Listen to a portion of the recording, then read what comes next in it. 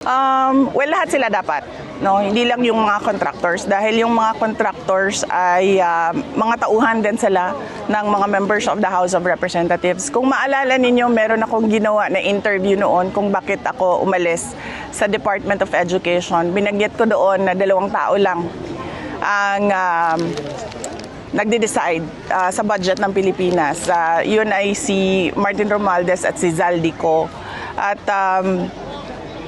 yung mga kasamahan nila o mga grupo nila, kasama din nila yon sa paghati-hati noong budget ng Pilipinas. Dahil nakita namin yon sa Department of Education, nabanggit namin yon kay BBM na ganun ang ginawa, pero noon ay wala siyang reaction.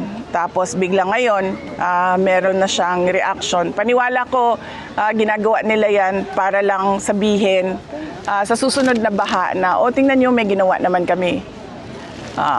Pinaghahandaan niya lang yung excuse niya para sa susunod na baha.